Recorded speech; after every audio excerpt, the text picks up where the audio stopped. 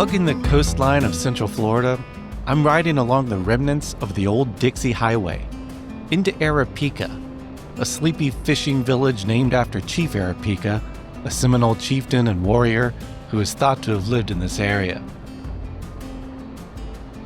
The 2020 census counted 320 residents in Aripeka, a population that really hasn't changed that much over the last century.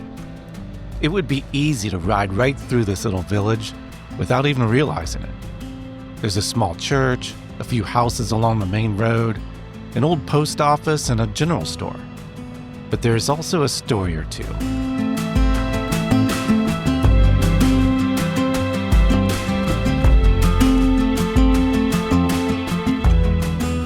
It may look like one of those tiny houses popular with a new generation, exploring a minimal existence lifestyle, but this was actually the Aripeka post office from 1952 through 1962. It still has the counter and the sorting shelves.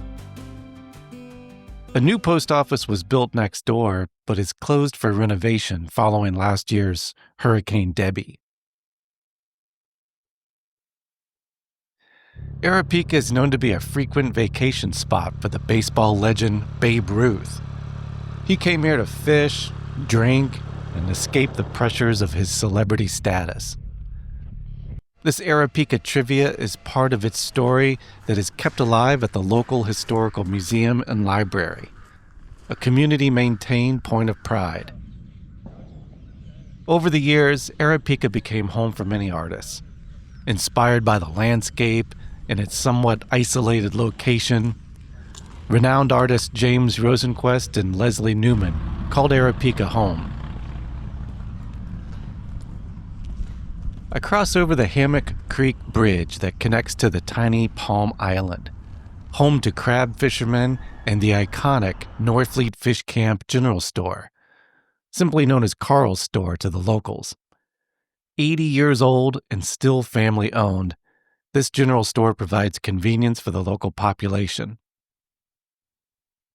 On the north side of the island is another bridge where neighbors congregate with fishing poles, a cooler full of drinks, and folding chairs to watch the sunset. When I visit these places, I just like to sit and reflect on the lives that were here 50 years ago, 75 years ago, even 100 years ago. What was life like? What's life like here today? Life is simple in Aripeka. No traffic jams, no sitting at red lights, no strip malls or fast food joints. And that's exactly the way the people that live here want it to be. Simple. Their little corner of paradise. Some people feed off the energy of the big cities, the chaos. Some people like suburbia with its community vibe. And it seems like the folks here in Aripeka, they're just happy with a little house, a fishing pole, and some water. I think that's pretty cool. Aripeka, Florida. Another reason I take the back roads.